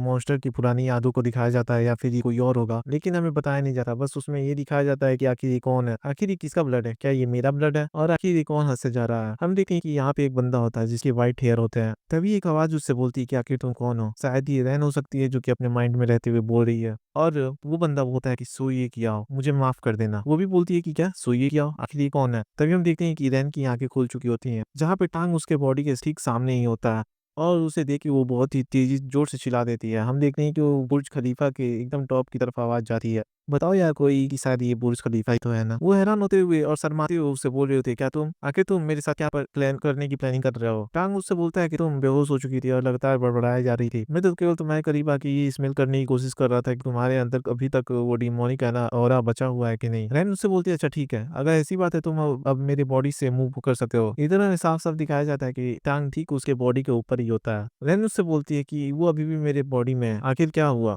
इधर टांग अपना सर खुजाते हुए उससे बोल रहा होता है कि अगर आसान शब्दों में बोला जाए तो वो डीमन भाग रहा था, मैं उसे चेज कर रहा था, फिर वो तुम्हें देखा और तुम्हारे बॉडी के अंदर घुस गया और फिर तुम्हारे बॉडी के साथ फ्यूज हो गया। तुम्हारे बॉडी को यूज करते हुए उसने बहुत बड़ा बवाल खड़ा कर दिया और उसके करने के बाद तुम्हें याओ चेंगसी में बुलाया गया। हालांकि तुम्हारी यूनिक आइडेंटिटी की वजह से कि ना ही तुम यहाँ पे इंसान हो और ना ही तुम एक ह्यूमन हो, तो इसीलिए तुम्हें मेरे केयर के अंडर में डाल दिया गया और इसीलिए तुम मेरे साथ अब रहने वाली हो। तब तक जब तक कि हम उस तुम्हारे डीमन में रह रहे, तब तक जब तक कि हम तुम्हारे बॉडी में रह रहे उस डीमन को वो ठिकाने ना लगा दे। तभी रैन भी गुस्सा करने लगती है, बोलती है क्या किसी को जेल में रखने से और इस तरीके से रखने में दोनों में अंतर क्या है, और उससे भी ज्यादा मैं एक अनजान आदमी के घर में कैसे रह सकती हूँ। वो कुछ सोचते हुए बोल रही थी कि आखिर कौन जाने कि तुम झूठ बोल रहे हो। सच अगर उस नहलाने वाली बात को साइड में रखा भी जाए तो फिर अभी अभी तुम मेरे फेस के बहुत ही ज्यादा करीब आ चुके थे, क्या पता तुमने मेरे को किस कर लिया हो। तभी टांग उस डीमन से बोल रहा होता है कि क्या एक सेकंड रुको, आखिर इसके किस कहने से क्या मतलब है। तभी वो डीमन उसके कान में बताती है कि ये चुम्मा चाटी वाली बात है, इस क्रिया को एक लड़का और एक लड़की मिलकर परफॉर्म करते हैं अपने अफेक्शन को उसके प्रति दिखाने के लिए। तभी टांग उससे हैरान होते हुए बोलता है कि आखिर तुम्हें इन चीजों के बारे में कैसे पता। वो शर्माते हुए बोलती है कि मैंने इन सब चीजों को टेलीविजन ड्रामा देखते हुए सीखा। टांग उससे बोलता है कि तुम इन चीजों को मत देखा करो, ये बहुत ही ज्यादा अजीब चीजें होती हैं, तुम अभी भी बची हो। इधर उन सबकी कन्वर्सेशन को सुन के रेन के भी पसीने छूट रहे होते हैं। तभी वो गुस्सा करते हुए उससे बोलते हैं क्या तुम बेवकूफ बनने की कोशिश कर रहे हो। तभी टांग उससे बोलता है कि मुझे सच में नहीं समझ में आ रहा है कि आखिर तुम क्या कहने की कोशिश कर रही हो। वो उससे बोल रहा था कि मेरे लिए बहुत ही ज्यादा डिस्कस्टिंग है कि माउथ टू माउथ किस करके एक दूसरे को सलाइवा खाया जाए। जी यार बहुत घिनौना है। देखो जिस तरीके से इसने इस बात को एक्सप्लेन किया है वो बहुत ही ज्यादा घिनौना है, मैं भी ये मानता हूँ, लेकिन एग्जैक्ट इसने यही बोला है। रेन टांग को घूरते हुए देखने लगती है और सोचती है कि इसकी तरफ देखने से ऐसा लगता है कि ये झूठ नहीं बोल रहा। तभी अपने मन में बोलती है कि क्या ऐसा हो सकता है ये किसी तरीके के हाईएस्ट ग्रेड का डिमविट है, मतलब कि मूर्ख। तभी टांग वहां से जाने लगता है और बोलता है कि मैं आज थक चुका हूँ, अब बाकी सारे काम कल देखेंगे, तुम भी जाके सो जाओ। वो अपनी बातें आगे बढ़ा रहा होता है, बोलता है कि मेरे मास्टर ने बोला है। तभी रेन उससे बोलती है कि एक सेकंड को, अगर मैं तुमसे जिद करूं बाहर जाने के लिए तो फिर तुम क्या करोगे। तभी टांगू से बोलता है कि एक आदमी होने के तौर पे मैं कभी भी किसी औरत पे हाथ नहीं उठाऊंगा। अगर तुम बाहर जाना चाहती हो तो मैं तुम्हें नहीं रोकूंगा, लेकिन मैं ये तुम्हें बता दूं तुम्हारी जानकारी के लिए, अगर तुम मेरी साइड में नहीं जाती तो वो बंदा कभी भी तुम्हारे बॉडी के ऊपर फिर से कब्जा कर सकता है। यहाँ पे केवल मैं ही हूँ जो कि तुम्हारी सेफ्टी को गारंटीड कर सकता हूँ। वैसे भी तुम्हें इतना ज्यादा आश्चर्य होने की जरूरत नहीं है, बाहर बहुत सारे डिमंस घूम रहे हैं, अगर वो तुम्हें किसी तरीके से नुकसान पहुंचा देते हैं तो वो मेरा बिजनेस नहीं है। इधर हम देखते हैं रैन को जो कि अपने ऊपर सीलिंग को देखते हुए बोल रही होती है, लगता है कि अब सब कुछ रुक चुका है, मैं अब कहीं पे भी नहीं जा सकती, उसने मेरी जान को बचाया। है, यहाँ तक कि वो थोड़ा दिखने में स्लोपी है लेकिन वो एक अच्छा इंसान है। तभी हम देखते हैं कि उसकी आंख धीरे धीरे बंद होने चालू हो चुकी होती है। वो बोल रही होती है क्या ऐसा इसलिए हो सकता है क्योंकि मैं बहुत ही ज्यादा थक चुकी हूँ, क्योंकि मेरे को यहाँ पे मेरे घर से मतलब रिलेटिव के घर से भी ज्यादा कंफर्टेबल नींद आ रही है। तभी हम देखते हैं कि वो वहीं पे सो जाती है। फिर कुछ देर बाद हम देखते हैं कि उसकी चादर धीरे धीरे करके उठने लगती है। भाई देखो गलत मत समझना, ये उसका पार्ट नहीं है। हम देखते हैं कि वो धीरे धीरे और भी ज्यादा ऊपर की तरफ विकल करते हुए उठ रहा होता है। हम देखते हैं कि उसका वो टेल होता है वही डीमन वाले मॉन्स्टर का। से सिर्फ हम देखते हैं रैन को जिसकी आंखें खुल चुकी होती है और वो उठ के बैठ जाती है और बोलती है क्या सच में कल जो सब कुछ हुआ था वो रियल था? मेरे को अभी भी उस पर भरोसा नहीं हो रहा। और क्या सच में मेरे को उस बंदे के साथ हमेशा आपसे रहना पड़ेगा? और हाँ, वो जो चीज जो मेरे बॉडी में है आखिर मैं उसका क्या करूँ? तभी वो किसी तरफ देखती है और देख के बहुत ही ज्यादा हैरान हो चुकी होती है। हम देखते हैं यहाँ से वो मॉन्स्टर और टांग निकल रहे होते हैं। तभी वो मॉन्स्टर उससे बोल रही होती है कि बिग सिस्टर आखिर क्या हुआ? इधर टांग भी बोल रहा था आखिर क्या हुआ, इतनी सुबह सुबह इतना ज्यादा आवाज क्यों हो रहा है? इधर हम देखते हैं रैन को जो कि विंडो की तरफ खड़े होकर बाहर के नजारे को देख रही होती है। वो बोल रही होती है कि पिछली रात को मैंने इस चीज को नोटिस नहीं किया था, ये सीनरी, ये हाइट, तो फिर क्या ऐसा हो सकता है कि ये नॉर्दर्न सिटी के न्यू डिस्ट्रिक्ट का वो आराशी बिल्डिंग है? नहीं, मैं सपना देख रही हूँ। तभी हम देखते हैं कि वो बहुत ही लंबा चौड़ा उस बिल्डिंग के बारे में डिटेल बताना चालू कर देती है, जो कि कोई भी ज्यादा जरूरी नहीं है। बस मान लो कि एक बुर्ज खलीफा जैसी बिल्डिंग है जिसका नाम इन्होंने आराशी दे रखा है, और उस फ्लोर के कॉस्ट को सोच के बहुत ही ज्यादा हैरान हो रही होती है और उसका अंदाजा लगाने की कोशिश कर रही होती है। तभी टांग उससे बोलता है क्या तुम कोई प्रॉपर्टी एजेंट हो? तुम तो इतनी ज्यादा सब तब भी नहीं होती जब वो सभी इवेंट्स तुम्हारे साथ कल हुए थे। इतनी अच्छी मॉर्निंग में मुझे तुम्हारी फालतू की आवाजें चिल्लाते हुए सुनाई थी। मेरे को लगा पहली बार कि वो चीज तुम्हारे जो पीछे है, तुम उसकी वजह से चिल्लाई होगी। तभी वो मॉन्स्टर उससे बोलती है कि बिग सिस्टर तुम्हारे पीछे, तुम्हारे बट के पीछे। वो भी बोलती है क्या? तभी हम देखते हैं कि उसके पीछे से वही टेल निकल रहा होता है। इधर टांग उस मॉन्स्टर से बोल रहा होता है कि क्या तुम्हें नहीं लगता कि ये थोड़ा कूल दिख रहा है? वो मॉन्स्टर ही बोलती है कि हाँ। इधर हम देखते हैं कि रैन की पूरी तरह सिटी पिटी कूल हो चुकी होती है और उससे बोल रही होती है कि आखिर ये किस तरीके की चीज है जो मेरे पीछे से निकल रही है। तभी हम देखते हैं वो टेल लंबे होते हुए टांग पे अटैक करने लगती है, जिसे कि वो बहुत ही आसानी से डॉज कर लेता है, लेकिन वो रिवर्स होकर फिर उसकी तरफ ही आने लगती है और उससे लगातार वो डॉज किए जा रहा होता है। वो पूछ भी उसका पीछा करना नहीं छोड़ता। तभी हम देखते हैं टांग को जो कि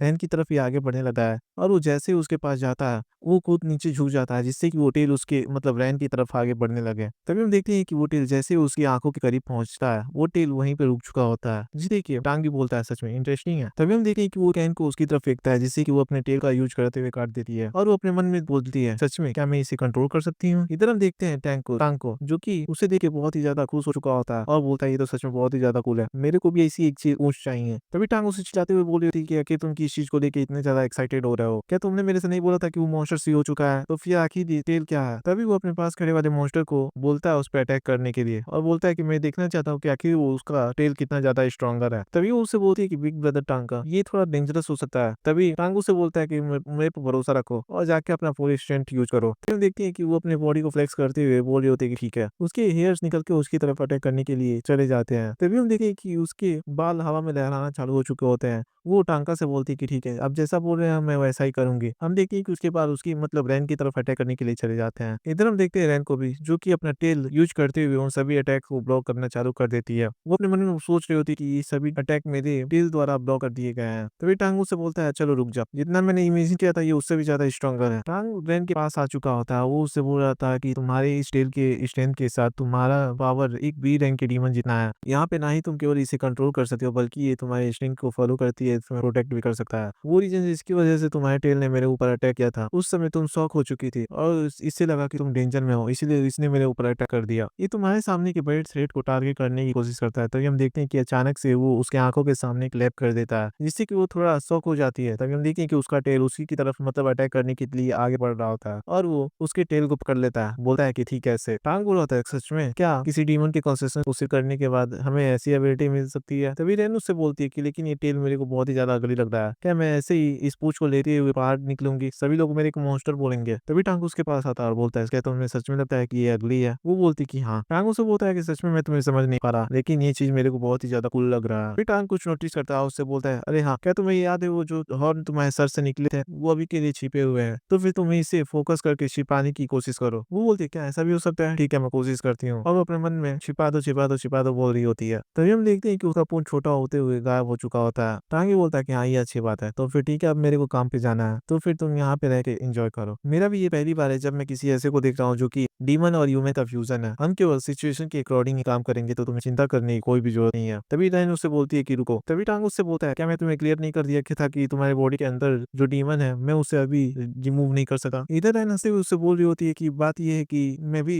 याओ चेंगसी को ज्वाइन करना चाहती हूँ। उसकी इस बात को सुन के टांग का भी मुंह बन जाता है। तो टांग उससे बोलता है कि तुम खुद को ज्यादा ही ओवर एस्टिमेट कर रही हो। वो गुस्सा करते हुए बोलती है कि तुम मेरे को नीची निगाहों से देखने की कोशिश मत करना। हम देखते हैं कि उसका फोन बजने लगता है, वो उसे निकालता है और हंसते हुए उसे देखने लगता है। वो रैन से बोलता है कि चलो अपनी ये बकवास की बातें करना बंद करो, अब मेरे काम करने का समय हो चुका है। तभी वो उस मोबाइल की तरफ गौर से देखता है और कुछ देख के पूरी तरह हैरान हो चुका होता है। इधर हम देखते हैं कि उसके फोन पे सिस्टर लॉन्ग का मैसेज आया होता है, जिसमें उन्होंने लिख के बोला होता है कि यहाँ पे बोर्ड ने अपना डिसीजन बना लिया है और वो तुम्हारे सभी मिशन को सस्पेंड कर दिए हैं। तो फिर उस लड़की पे अपनी नजर बनाए रखना और आगे की नोटिस आने तक इंतजार करो। तभी वो लेडी मॉन्स्टर उससे पूछती है कि ब्रदर अंका आखिर क्या हुआ। तभी टांका थोड़ा सैड फील करते हुए उससे बोलता है, अपना मोबाइल दिखाता है और कहता है कि मैं जॉबलेस हो चुका हूँ। तभी रैन उससे बोलती है कि शायद मैं तुम्हारी इसमें मदद कर सकती हूँ। टांका गुस्सा करते हुए बोलता है कि अब और भी ज्यादा परेशानी खड़ी करने की कोशिश मत करो, ये सब कुछ केवल तुम्हारी वजह से ही हुआ है। रैन बोलती है उससे कि तुम्हें अपने मिशन के लिए होल्ड पे रखा गया है, जिससे कि तुम मेरे ऊपर नजर रख सको। करेंटली तुम अपने ऑर्गेनाइजेशन से मिशन को एक्सेप्ट नहीं कर सकते, हालांकि हम दोनों साइड जॉब एक्सेप्ट कर सकते हैं। वो भी खुश होते हुए बोलता है, अरे हाँ लेकिन कैसे। वो उससे बोलती है कि मैं जॉब ऑफर्स को हैंडल करूंगी और फिर हम दोनों साथ चल के डीमंस को इरेडिकेट करेंगे और हमारे बीच में बाउंटी 7:3 में डिवाइड होगा। 7 तुम रखना, 3 मैं रखूंगी। तो फिर चलो अब पार्टनर्स की तरह काम करते हैं। वो अपना हाथ उसकी तरफ आगे बढ़ाती है और बोलते है कि मेरा नाम जियाओ रैन है। टांका भी उससे हाथ मिलाते हुए बोलता है कि मेरा नाम टांका है। मैं तुमसे उम्मीद करता हूँ कि फ्यूचर में चल के फिर से तुम कोई गड़बड़ खड़ी ना करो। रैन का भी मूड बन जाता है। तभी टांग उससे जाते हुए बोलता है कि मैं तुम्हें पहले ही बता दूं, डीमंस को पकड़ना कोई मामूली बात नहीं है। तुम्हें अपनी लाइफ को लाइन पे रखे, मतलब दाव पे रखे फाइट करना पड़ता है। ये मत सोचना कि तुम अपने पावर की वजह से तुम एक डीमन हंटर कहला सकती हो। तुम्हें नहीं पता ये बाहर की दुनिया इस दुनिया से 10,000 गुना बहुत ही ज्यादा डरावना है, जिसे कि तुम इमेजिन भी नहीं कर सकती। लेकिन रह गई बात मेरे लिए, वो तो मेरे लिए बच्चों का खेल है। मैं लूशियन का सबसे मोस्ट सक्सेसफुल डीमन हंटर हूँ। रैन अपने मन में बोल रही होती है कि बहुत सारे गलीच आदमी देखे हैं, लेकिन इससे बड़ा गलीच आदमी कभी नहीं देखा। टांका हंसते हुए उससे बोल रहा होता है कि एक लड़का और लड़की का बहुत लंबे समय तक एक कमरे में बंद रहना ये बोरिंग लगता है। मैं तुमसे उम्मीद करता हूँ कि अगर तुम साइड जॉब की रिक्वेस्ट को मैनेज कर सको। वो भी उसके बातों से खुश हो जाती है। सीन सिर्फ हम देखते हैं एक जंगल का सीन। हम देखते हैं यहाँ पे कुछ बच्चों की जोड़ी आई होती है जो आपस में बात कर रहे हैं। एक बंदा बोल रहा होता है कि हम लोग सिटी से यहाँ पे बहुत ही ज्यादा दूर आ चुके हैं, मुझे नहीं लगता है कि एक अच्छा आइडिया है यहाँ पे चोरी छिपे आना। तभी उसमें से मोटा वाला बंदा बोलता है, क्या तुम किस वजह से डर रहे हो, ये हमारा सीक्रेट बेस है, हम तुम्हें एक अच्छे दोस्त के तौर पे यहाँ पे लेके आए हैं। अगर तुम्हें ज्यादा ही डर लग रहा है तो तुम अपने घर जा सकते हो। तो ये पीछे वाला बंदा, मतलब जो सबसे लास्ट में होता है, वो बोलता है कि नहीं नहीं ठीक है मैं चलूंगा। तो फिर देखो ये रहा हमारा सीक्रेट बेस। हम देखते हैं वहाँ पे कुछ हवेली टाइप जैसी बिल्डिंग होती है और वो सभी के सभी बच्चे उसी के गेट के सामने आके खड़े हो चुके होते हैं। तो ये मोटा वाला बंदा बोलता है, चलो मेरे को रूल्स को एक्सप्लेन कर देने दो। तुम यहाँ पे खड़े होकर अपने आंख को बंद किए रहोगे तब तक हम लोग जाके छिप जाएंगे और 100 तक की गिनती के अंदर तुम्हें हमको ढूंढना है। अगर तुम हमें उसके अंदर ढूंढ लेते हो तो तुम हमारे दोस्त बन सकते हो ऑफिशियली तौर पे। तभी वो टोपी वाला बंदा बोलता है कि हाँ हाँ ठीक है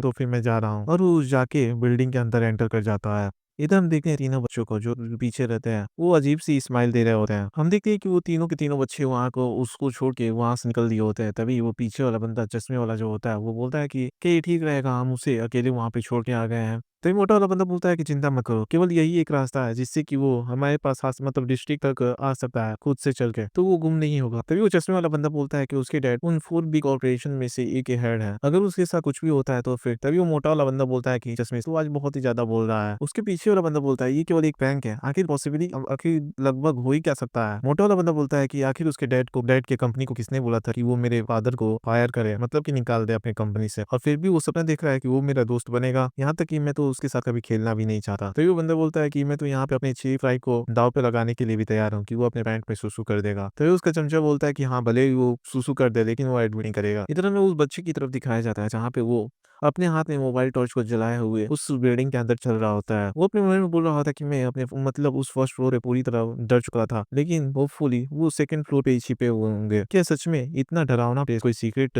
बेस हो सकता है? चलो भी अब मेरे को ज्यादा नहीं डरना चाहिए, क्योंकि अगर मैं यहाँ पे अपनी पैंट गीली कर देता हूँ तो वो पूरी क्लास को बता देंगे इसके बारे में। तभी उसे कुछ महसूस होता है और उसके सामने एक हल्की सी परछाई दिखाई देती है और वो बोलता है कि मैंने एक को ढूंढ लिया। तभी वो ध्यान से देखता है तो वो एक छोटी बच्ची की परछाई होती है। वो भी उससे देख के हैरान हो चुका होता है। वो बोल रहा होता है, क्या ये तो एक लड़की की शैडो है, आखिर एक छोटी लड़की यहाँ पे क्या कर रही है। तभी वो छोटी लड़की उसे धीमी आवाज में उससे बोल रही होती है कि यहाँ से चले जाओ, और इतना बहुत ही तेजी से उसके पास आ चुकी होती है। वो उसके फेस के ठीक सामने आ चुकी होती है और उससे बोल रही होती है कि चले जाओ। वो बच्चा बहुत ही ज्यादा डर चुका होता है और वहां से भागना चालू कर देता है। वो पीछे की तरफ देखता है और बोलता है कि वो तो गायब हो चुकी है। तभी किसी की आवाज आती है जिसमें वो बोल रहा होता है कि मेरे साथ खेलो। तभी अचानक से उसके सामने एक बड़ा सा मॉन्स्टर आ चुका होता है और सीन यहीं पे शिफ्ट हो जाता है। इधर हम देखते हैं टांका को जो कि अपना गेम खेल रहा होता है। वो रैन से पूछ रहा होता है बोलता है कि ये तुम सुबह से उस पे लगी हुई हो, क्या तुम्हें अभी भी कोई एक नहीं मिला? आखिर कब कोई मेरे को काम मिलेगा? इधर रैन लग रहा किसी साइड जॉब को ढूंढने के लिए लगी हुई होती है। तभी वो बोलती है कि हाँ मिल गया। तभी अचानक से डोरबेल बजने की आवाज आती है और वो टांका को देखना चालू कर देती है। वो देखती है कि टांका कोई भी रिएक्शन नहीं दे रहा। वो अपने मन में बोलती है कि क्या देखो डोरबेल बज रहा है और इसने थोड़ा सा भी रिएक्शन नहीं दिया। ये बंदा यहाँ तक कि मेरे को एक स्ट्रेंजर के तौर पे भी नहीं देख रहा। तभी रैन उठ की जाती है और दरवाजे को खोलती है और जैसे ही दरवाजा खोलती है उसके सामने एक लड़की होती है और बताओ कि इसने अभी तक इस बच्चों को याद रखा है। रैन हैरान होती है, वो बोल रही थी क्या तुम कौन हो? तभी वो बोलती है लड़की की बिग सिस्टर, मैं आपके लगेज को अपने साथ लेके आई हूँ और आपके मोटर बाइक को भी रिपेयर करने के लिए दे दिया है।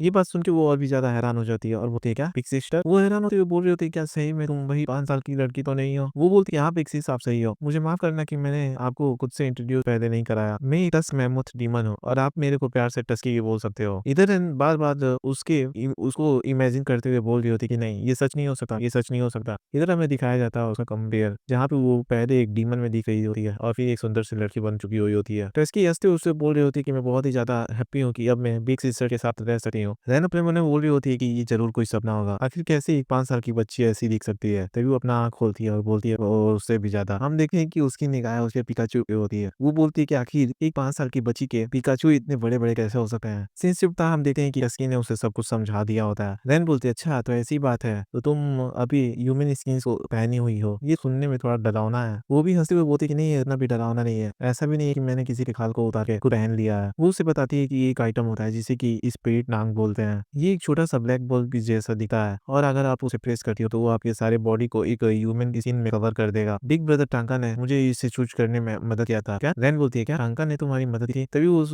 टांका की तरफ सकी निगाहों से देखना चालू कर देती है और उसकी तरफ चौकू फेरते हुए बोलती है कि डैम यू बास्टर्ड, आखिर तुम इस 5 साल की बच्ची को इस तरीके से चेंज कैसे कर सकते हो? इधर टांगा भी बहुत ही ज्यादा गुस्सा हो जाता है और उसे गाली देना चालू कर देता है और चिल्लाते हुए बोल रहा होता है कि मेरे ऊपर चिल्लाना बंद करो और मेरे ऊपर अपने चप्पल फेंकना बंद करो क्योंकि तुम मेरे ही घर में रह रही हो। रेन भी गुस्सा करते हुए उससे बोलती है कि तुम बेशरम हो सी इंसान, ये केवल एक 5 साल की बच्ची है और तुमने ऐसा स्किन चूज करके उसको दिया है, आखिर तुम्हें क्या लगता है कि ठीक है? टांका उसे चिल्लाते हुए बोलता है कि आखिर तुम क्या बकवास की जा रही हो? मेरे मास्टर ने मुझसे पहले कहा था जिन लड़कियों के बड़े बड़े पिकाचू होते हैं वो सभी को पसंद आती हैं और सभी की फेवरेट होती हैं। टस्की चाहती थी कि इंसान उसे प्यार करे, इसीलिए मैंने उसको ये स्वीट नाम ला के दिया था। मेरे को तो इतना भी नहीं मालूम कि आखिर उन 2 मीट बॉल्स में आखिर क्या है इतना ज्यादा अच्छा है। टांग की इस बात को सुन के वो भी हैरान हो जाती है और उसकी तरफ देखती हुए बोलती है ये तो एक हाईएस्ट ग्रेड का मूर्ख है, आखिर ये सच में बेवकूफ है या बेवकूफ बनने की एक्टिंग कर रहा है। तभी वो टस्की से बोलती है कि टस्की इंसान उतने भी ज्यादा अच्छे नहीं होते जितना तुम उन्हें इमेजिन करती हो, क्योंकि सभी इंसान एक जैसे नहीं होते, किसी को भी खुद को टच करने मत देना, समझ गई? टस्की उसे ध्यान से सुन रही होती है। तभी टस्की उससे बोलती है कि मैं समझ नहीं हो रही आप क्या बोलना चाह रही हो। इंसानों के हिसाब से किसी को टच करना बैड माना जाता है, हालांकि मैं एक डीमन हूँ और मैं चाहती हूँ कि लोग मेरे को पसंद करें। जब तक कि कोई इंसान मेरे को पसंद करता है तो मेरे लिए ठीक है, अगर वो मेरे साथ कुछ भी करना चाहे। मैं एक बहुत बड़ी झूठी हूँ, अगर कोई इंसान मेरे लिए उस को देख लेते हैं तो जरूर मेरे को डिस्कस्टिंग समझेंगे। फिर उसके पास जाती है और उसके गालों को पकड़ लेती है और उससे बोलती है कि टस्की तुम एक बहुत ही अच्छी बच्ची हो और तुम्हारे जैसी एक डीमन उसे काइंडनेस और रिस्पेक्ट के साथ ट्रीट करना चाहिए। इस बात को सुनकर उसके आंखों में आंसू आ चुके होते हैं। तभी रैन उससे बोलती है क्या हुआ कि तुम रो क्यों रही हो? क्या मैं ज्यादा हार्श हो गई? मैं तुम्हें डांटना नहीं चाहती थी। टस्की उससे बोल रही थी कि सिस्टर आप भी बिग ब्रदर टांका जैसी हो, आप दोनों के दोनों बहुत ही अच्छे हो क्योंकि आप दोनों ने मेरे से एक ही चीज बोला है। सीन शिफ्ट होता है, हमें किसी विला का सीन दिखाया जाता है जहाँ से किसी की आवाज आ रही होती है, जहाँ पे किसी की आवाज आ रही होती है कि हमने सर्विलांस कैमरा को देखते हुए ये पता किया है कि 3 बच्चे थे जो कि यंग मास्टर के साथ यहाँ से निकले थे। हालांकि तभी वो बंदा बोलता है हालांकि क्या आगे बोलो, हमने पूरे के पूरे मेंशन को ढूंढ लिया है लेकिन अभी तक यंग मास्टर को खोज नहीं पाया है। हालांकि मास्टर के फोन का जीपीएस अभी भी उस पुराने ओल्ड मेंशन में ही शो कर रहा है। हमने वहाँ पे हीट सेंसर डिटेक्टर का यूज भी किया लेकिन वहाँ पे एक चूहे का प्रेजेंस भी हमें नहीं महसूस हुआ। तो ये मोटा वाला बंदा बोलता है तो फिर क्या इसके पीछे डीमंस हो सकता है, जल्द से जल्द ऑर्गेनाइजेशन से कांटेक्ट करो। वो भी हैरान हो जाता है और बोलता है ठीक है सर। तभी वो बोलता है कि उन सभी को हायर बाउंड्री ऑफर करो और सबसे बेस्ट डीमन हंटर को बुलाओ, मेरे प्यारे बच्चे को कैसे भी ढूंढ निकालो। और वो ये बोलते बोलते बहुत ही ज्यादा रो रहा होता है। सीन शिफ्ट होता है रैन की तरफ दिखाया जाता है जहाँ पे रैन टांग से बोल रही होती है कि मैंने इस स्पिरिचुअल फोरम पे ब्राउज किया और मेरे को वहाँ से कुछ घोस्ट से एनकाउंटर के रिलेटेड कुछ पोस्ट दिखने को मिले हैं। सच में ये मेरे लिए किसी नोवेल से भी ज्यादा एक्साइटिंग है। फिर टांका बोलता है अच्छा तो फिर है कोई जिसको हमारी मदद की जरूरत है। दूसरे शब्दों में बोले तो पूरे दिन को बर्बाद करने के बाद तुमने फाइनली एक जॉब रिक्वेस्ट को ढूंढ ही लिया। रैन उससे बोलती है कि मैंने पहले उन सबको बता दिया है जिससे कि ये कुछ स्कैम की तरह साउंड ना करे और कल मैं सुबह जल्दी से जल्दी जाके उन्हें बाकी के डिटेल्स को दे दूंगी। टांका भी बोलता है सच में मैं अभी घर पे बैठा बैठा पूरी तरह पागल हुए जा रहा हूँ। मैं तुम्हारे पार्टनर के तौर पे इसीलिए राजी हुआ हूँ कि तुम मेरे को कोई साइड वर्क ढूंढ के दोगी, अगर कल सुबह तक कोई काम नहीं मिलता है तो हमारी डील यहीं पे खत्म हो जाएगी। इस बात को सुन के वो भी हैरान हो जाती है। टांका बोलता है वैसे भी मेरे को समझ में नहीं आया क्या कि तुम मेरे को साथ लेकर उन डीमंस को कैसे हैंड करना चाहती हो, मुझे समझ नहीं नहीं आ रहा कि डीमन हंटर एसोसिएशन में ज्वाइन होने के अलावा तुम मेरे साथ पार्टनरशिप करके क्यों डीमंस को हंट करना चाहती हो। देखो भाई लोग, यहाँ पे याओ चैंग नाम कुछ हटा के डीमन हंटर एसोसिएशन उसके तौर पे रख दिया गया है। रैन उससे बोलती है कि मेरे करंट सिचुएशन को देखते हुए मैं बता रही हूँ तुम्हें कि मैं अभी के लिए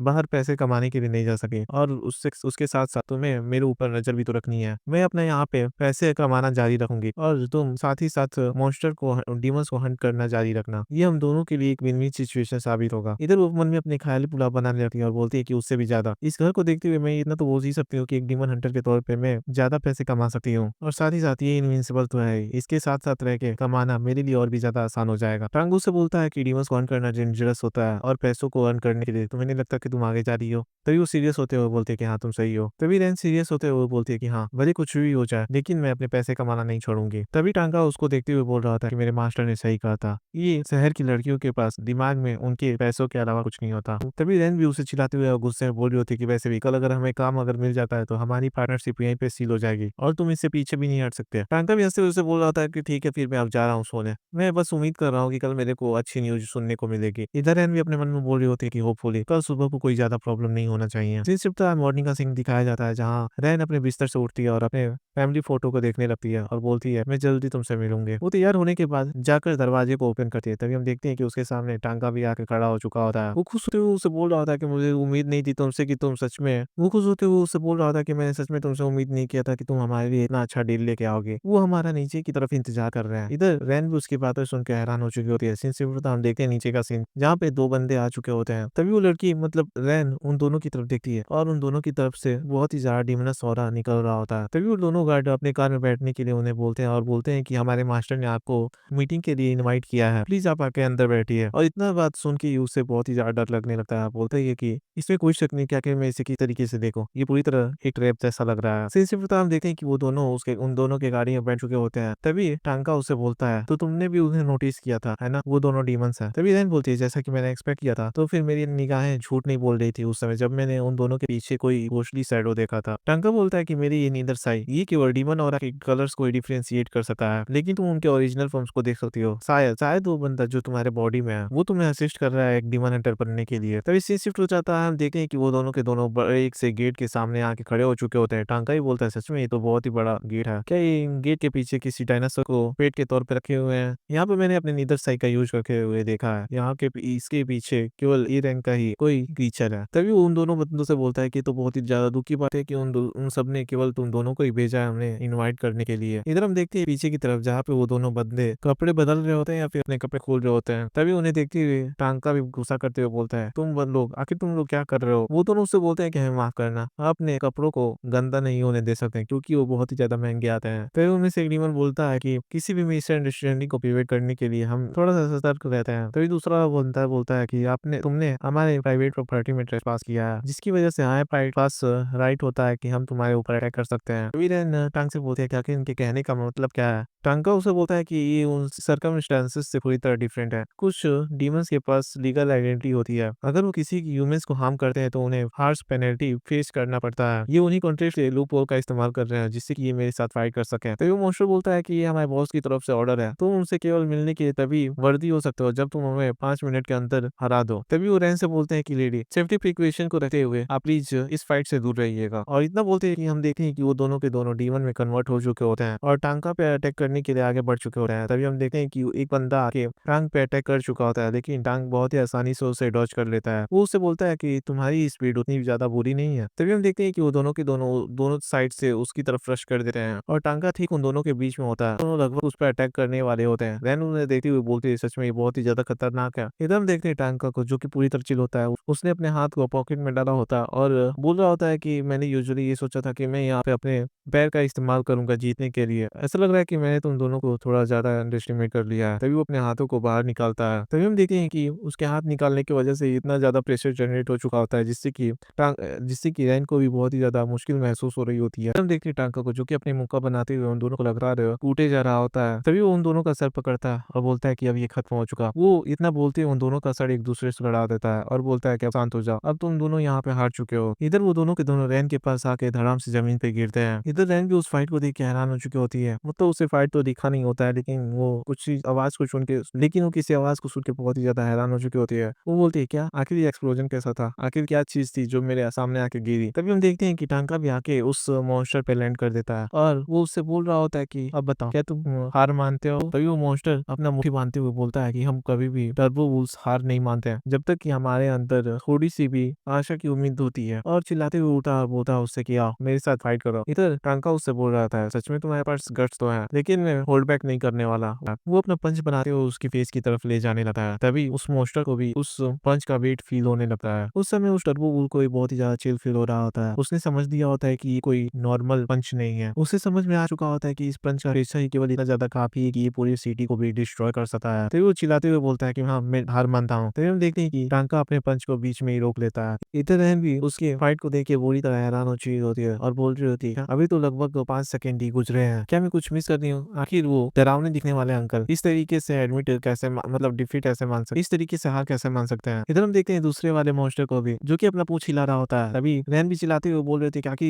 ये अपने पूंछों क्यों हिला रहा है। तभी वो मॉन्स्टर बोलता है कि चूंकि बिग ब्रदर हार मान चुके हैं तो मैं भी हार मानता हूँ। इधर वो उससे बोल रहे होते हैं जब से हमने आपके पावर्स के बारे में सुना है तो हमने सोचा था कि अपनी पूरी जान लगाकर हम लगभग आपसे 5 मिनट तो फाइट कर ही सकते हैं। अगर हम इसमें काबिल हो जाते तो ये हमारे लिए हमारे कबीले के लिए सम्मान की बात होती। लेकिन हम दोनों बहुत बड़े मूर्ख हैं, यहाँ तक कि हम दोनों मिलकर भी 5 सेकंड तक आपको नहीं संभाल पाए। हम अपनी इस रूडनेस के लिए आपसे माफी मांगते हैं, हमें माफ कर दीजिए। हम देखते हैं कि वो दोनों के दोनों नंगे धड़ंगे उसके सामने गेट कर रहे होते हैं जिसे देखिए रैन ने भी अपना फेस ढक लिया होता है। वो उनसे बोल रहे होते हैं कि चलो पहले अपने को कपड़े पहन लो। इस वक्त हम देखते हैं वो दोनों के दोनों उस गेट के अंदर एंटर कर चुके होते हैं जहाँ पर टांका उसे बोल रहा होता है मतलब रैन से बोल रहा होता है कि अपने फर्स्ट ब्लो के साथ ही मैं उसमें से इंटरेस्ट खो चुका था, मैं उसके साथ और भी ज्यादा फाइट कंटिन्यू नहीं करना चाहता था। रैन बोलते क्या बस इतना ही। इधर वो दोनों के दोनों मॉन्स्टर उन दोनों को जाते हुए देख रहे होता है। तभी बड़ा वाला बंदा बोलता है कि ब्रो आखिर तुमने उन्हें कितने 25 हिट करने में मैनेज कर पाया। वो उससे बोलता है कि केवल एक। फिर बड़ा वाला बंदा बोलता है कि और मैंने केवल 2। बड़ा वाला बंदा बोलता है क्या तुमने इस चीज को फील किया है जब हम उसे हिट करने जा रहे थे तब हमारे पंचेज उसके फिजिकल बॉडी पे हिट नहीं कर पा रहे थे, ऐसा लग रहा था कि वो किसी इनविजिबल चीज से प्रोटेक्टेड है। छोटा वाला बंदा बोलता है कि शायद उसको लेके हमारा ये गलत अनुमान भी हो सकता है। वो सच में बहुत ही ज्यादा सस्पिशियस है, यहाँ तक कि हम दोनों मिलकर भी उसके ऊपर उसके कपड़ों के ऊपर एक की स्क्रैच तक नहीं डाल पाए। तभी बड़ा वाला बंदा बोलता है कि वो टीनेजर बच्चा वो सच में लेजेंड है, उस जैसे मॉन्स्टर का अनुमान नहीं लगाया जा सकता।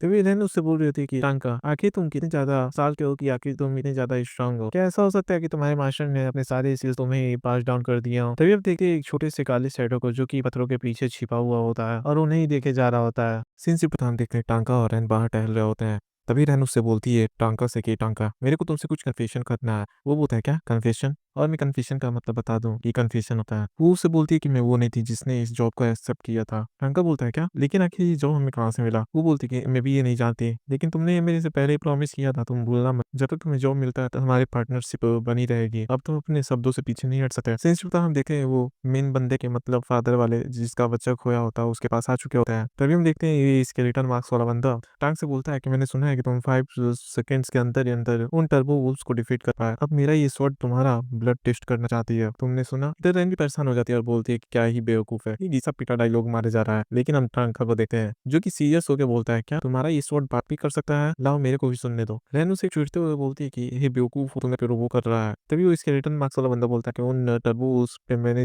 वो स्कार जो दिए गए हैं वो मेरे द्वारा दिए गए हैं, और एडिशन में तुम्हें एक बार बताऊं उन्हें केवल मैंने 2 सेकंड में हराया। तभी हम देखते हैं कि उसके सर के ऊपर से एक मक्खी उड़ के जा रही होती है। वो अपने स्वॉर्ड को यूज करता है और को बहुत ही तेजी से स्लैश कर देता है। हम देखते हैं उस मक्खी के सारे बॉडी पार्ट्स सेपरेट होके नीचे जमीन पे आ चुके होते हैं। तभी वो बोलता है कि चलो देखते हैं क्या कि तुम आखिर क्या फास्टर है, मेरा स्वॉर्ड या फिर तुम्हारा ये पंच। इतना बोलते ही हम देखते हैं कि वो अपना स्वॉर्ड से उसके ऊपर अटैक कर देता है। तभी हम देखते हैं कि जैसे उसकी स्वॉर्ड उसकी तरफ बढ़ती है तभी वो बंदा दूर जाके फेंकाता है। ये उधर पसर गया होता है और बोलता है कि उसने मेरे अटैक को डॉज करने की कोशिश भी नहीं की और मैं प्रीटी श्योर हूँ कि मैंने उसके ऊपर अपना कट अटैक यूज किया था, अब तक तो उसे कट जाना चाहिए था। लेकिन देखा जाए तो वो पूरी तरह अनइंजर्ड है और उसने मेरे ऊपर पंच भी थ्रो कर दिया। तभी टांगा उसके पास जाता है और बोलता है कि मैं तुम जैसे रूड मास्टर से बहुत ही ज्यादा नफरत करता हूँ। इधर रैन भी हैरान होकर उसे देखी जा रही होती है। टांगा और बोलता है स्पेशली उन लोगों से जो कि बिना मतलब का अटैक करना चालू करते हैं। तभी वो मेन बॉस बंदा क्लैप करना चालू कर देता है और बोलता है कि जैसे कि डीमन हंटर एसोसिएशन के टॉप परफॉर्मेंस से एक्सपेक्ट किया जा सकता है, यहाँ तक कि तुमने मेरे स्ट्रॉन्गेस्ट बॉडीगार्ड को भी मतलब डिफीट कर दिया, अब ये जॉब तुम्हारा है। वो उससे बोलता है कि मेरा बच्चा हंटेड मेंशन में गुम हो चुका है और ये कल रात की ये बात है। वैसे याओ चेंगसी के मतलब कि डीमन एसोसिएशन इन्वेस्टिगेशन के बंदे वहाँ पे गए थे चेक करने के लिए, लेकिन उन्हें वहाँ पे कुछ नहीं मिला। लेकिन ये मुझे मेरे को पूरी तरह भरोसा है कि वो मेरा बच्चा ज़रूर उसी मेंशन के अंदर ही होगा। अगर ये डीमन का काम है तो ज़रूर ये डीमन ने मेरे बच्चे के प्रेजेंस को हाइड करके रखा होगा। तभी हम देखते हैं उसके फेस को, जो कि बहुत ही ज़्यादा पानी बहा रहा था अपने नाक मुँह से। तभी वो उससे बोलता है, तो प्लीज़ मास्टर, मेरे प्रीशियस सन को बचा लीजिए। मैं आपको अपना पूरी संपत्ति देने के लिए राज़ी हूँ। तभी इस बात को सुन के रैन बहुत ही ज़्यादा खुश हो जाती है और बोलती है, क्या पूरी संपत्ति? लेकिन रैन मतलब टांग स्ट्रॉन्ग डीमन का नाम सुन के बहुत ही ज़्यादा खुश हो चुका होता है। इधर दोनों के थॉट्स अलग-अलग होते हैं। टांग बोलता है कि ठीक है, हम आपके जॉब को एक्सेप्ट करते हैं। रैन भी बोलती है कि हाँ, हम आपके बच्चे को बचा लेंगे। तभी हम देखते हैं अचानक से वहाँ पे कोई आता है, जिसे देख के रैन भी बहुत ज़्यादा हैरान हो चुकी होती है। हम देखते हैं कि ये वही बच्चा है जो कि उस मेंशन में गया था। अब देखो भाई, राइटर ने पता नहीं क्या नसीब किए हैं, लेकिन अभी-अभी इसके फादर फादर ने इसे बोला था कि मेरा बच्चा उस मेंशन में फँस चुका है। तो शायद वो उस अपने बच्चे के सोल की बात कर रहा होगा। लेकिन वहाँ पे सोल वर्ड कहीं पे भी लिखा नहीं था। इधर हम देखते हैं उस बच्चे की आँखों को, जो कि पूरी तरह इमोशनलेस होता है। सीन शिफ्ट तो हम देखते हैं वो बिस्तर पे लेटा होता है। तभी उसका फादर बोलता है कि आखिर में विशेष बेटे के साथ क्या हुआ? आखिर ये इस तरीके के स्टेट में कैसे चला गया? टांका बोलता है कि मेरे को लगता है कि ये अभी शॉक के स्टेट में चला गया है। मेरे को समझ नहीं आ रहा है कि आखिर इसने किस चीज़ को देख लिया है। इधर उसका फादर रोते हुए बोल रहा होता है कि प्लीज़ मेरे बेटे उठ जाओ। लेकिन इधर रैन को कुछ अलग ही दिख रहा होता है। वो उसके ऊपर एक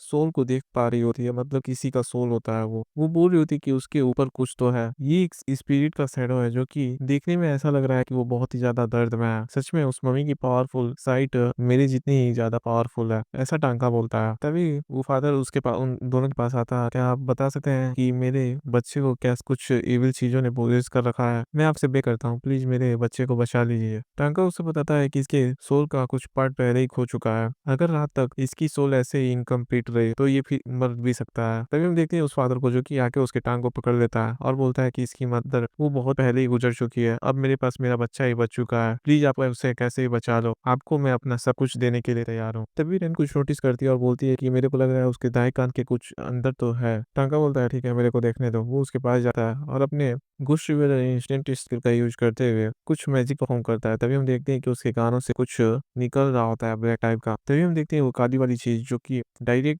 टांका के साइड से गुजर जाती है। टांका उसे पकड़ने की कोशिश भी करता है, लेकिन वो उसके हाथों से स्लिप होकर निकल चुकी होती है। हम देखते हैं कि वो कुछ काले तरीके का चीज होता है, जो कि हमने पिछले एपिसोड मतलब कुछ मिनट पहले ही देखा था। वो वहां से भाग रहा होता है। तभी हम देखते हैं कि टांका भी उसका पीछा कर रहा होता है। वो बोल रहा होता है सच में ये फास्ट है, अब मेरे को मजा आ रहा है। इधर टांका लगातार उसे पकड़ने की कोशिश कर रहा होता है। तभी हम देखते हैं उस स्केलेटन मास्क वाले बंदे को। वो अपना फ्लाइंग फेस सनसेट ग्लो नाम का टेक्निक यूज करता है और डायरेक्ट आके उस कीड़ों को बीच से काट देता है। तभी वो टांका को ताने मारते हुए बोल रहा होता है कि ऐसा लग रहा है कि मेरा स्वord तुमसे फास्टर है। तभी रेन वहां पे आती है और बोलती है क्या तुम उसे पकड़ पाए? आखिर वो चीज क्या है? इधर वो स्केलेटन मास्क वाला बंदा बोल रहा होता है चलो फिर हम दोबारा फाइट करते हैं, शायद मैं पिछली बार केयरलेस हो गया था। टांका बोल रहा होता है ये शायद कोई ग्रीन है, जो कि मेरे लिए थोड़ा फेमिलियर है। इधर हम देखते हैं उस स्केलेटन मास्क वाले बंदे को, जो कि अपनी इसे की झाड़ने चालू कर रहा होता है। वो बोलता है कि मेरी स्किल अच्छी थी ना, आखिर तुम्हें क्या लगता है जब तक कोई चीज भले ही वो बड़ी हो या फिर छोटी हो, अगर मेरे अटैक के रेंज में रहती है तो मैं उसे स्लैश कर सकता हूँ। तभी हम देखते हैं वो काली वाली चीजें एक ब्लैक बीन में चेंज हो चुकी होती है। वो भी हैरान हो जाता है और बोलता है क्या एक काला बीन? तभी उसे कुछ याद आता है, बोलता है स्कैटरिंग बीन। क्या ये फेंग सेट टाओइज्म आर्ट नहीं है? और क्या वो पहले एक्सीडेंट नहीं हो चुके थे? सीन सब हम देखते हैं बिल्डिंग की तरफ दिखाया जाता है, जहाँ पे एक बंदा चेयर पे बैठा हुआ होता है। तभी वो बंदा बोलता है ऐसा लगता है कि एक बिन डिस्ट्रॉय हो चुका है। अगर कोई इंसान उसे डिस्ट्रॉय करने की ताकत रखता है तो वो जरूर माउस सेक्ट से होगा। खैर कोई बात नहीं, वैसे भी हम जल्दी मिलेंगे। इधर हम देखते हैं उस बंदे को, मतलब स्केलेटन मास्क वाले बंदे को। वो उनसे बोल रहा होता है कि मैं आसानी से अपना फेस कभी किसी को भी नहीं दिखाता, केवल स्ट्रॉन्ग होता है जो मैं उन्हीं को शो करता हूँ और तुम उनमें से एक हो। वैसे मैं एक वंडरर हूँ और इसीलिए मेरा अपना फेस रिवील करना या फिर अपनी आइडेंटिटी रिवील करना मेरे लिए मतलब मेरे लिए खराब साबित हो सकती है। हालांकि मेरी ब्लेड मेरे से बोलती है कि तुम मेरे फेस देखने के काबिल हो। वो अपना फेस मास्क कर रहा था और बोलता है कि मैं एक वंडरर हूँ और मेरा नाम क्यूजियान है। इधर हम देखते हैं कि टांका और रैन उसकी बातें बिना सुने वहां से निकल चुके होते हैं। इधर बॉस बोल रहा होता है कि मतलब फादर की यंग मास्टर प्लीज मेरे प्रीशियस सन के सोल को दोबारा मतलब लेते आइएगा प्लीज। इधर जियान उनसे चिल्लाते हुए बोल रहा होता है एक सेकंड रुको, मेरे फेस को देखते हुए जाओ। इधर रैन टैंग टांग से बोल रहे होते हैं आखिर वो जो वंडरर बात कर रहा था तो क्या वो भी किसी टॉयजम आर्ट के सेक्ट से बिलोंग करता है? टांग उसे बताता है कि एक्चुअली बात ये है कि उन सभी को उनके ऑरा के ऊपर कैटेगराइज किया जाता है, जैसा कि गेम में होता है वो सुपर पावर और यूजर्स। सभी लोगों के पास अपना-अपना एक अलग ऑरा होता है और जब तक तुम मेरे को परेशान नहीं करती तो मैं तुम्हें बाद में टीच कर दूँगा, मतलब सिखा दूँगा। वो भी खुश हो जाती है और बोलती है, क्या सच में? तुमने ये बोल दिया, अब तुम इससे पीछे नहीं हट सकते। इधर टांग अपने मन में बोल रहा होता है कि अगर वो फैंग सेक्ट के बंदे हैं जिन्होंने ताओइज़्म की टीचिंग को बिट्रे किया है, तो सच में मैं उनको बहुत ही अच्छे से धोने वाला हूँ। इसी वक़्त हम देखते हैं कि वो दोनों वहाँ उस मैंशन की तरफ आ चुके होते हैं।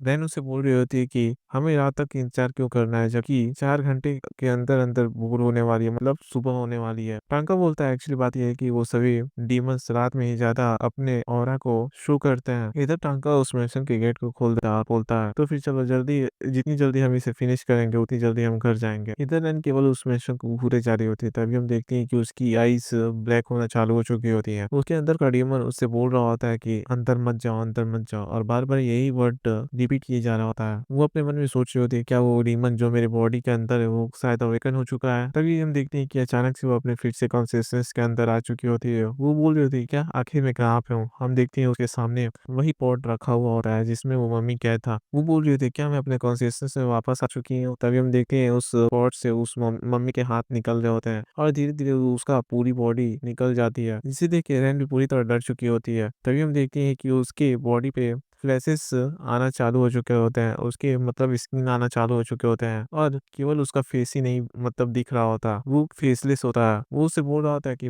अंदर मत जाना, क्योंकि अब मैं दोबारा कैद नहीं होना चाहता और यही बात उससे बार-बार चिल्लाया जा रहा होता है। इधर रैन उसकी पेन और लोनलीनेस को फील कर पाती है। हम देखते हैं कि वो अभी रो रहा होता है और उसकी वजह से रैन के भी आंसू निकल चुके होते हैं। तभी टांगा उसे बोलता है, आके मतलब उसके पास आ चुका होता है और बोलता है कि आखिर तुम क्यों रोए जा रही हो? अगर तुम डर चुकी हो तो तुम यहाँ से जा सकती हो या फिर तुम यहीं पे रुक सकती हो। वो उससे बोलती है कि नहीं, बात ऐसी नहीं है। मेरे को लगता है कि मैं दोबारा अपने कॉन्शियसनेस के अंदर चली गई थी और मैं उस मम्मी वाली ह्यूमन से मिली।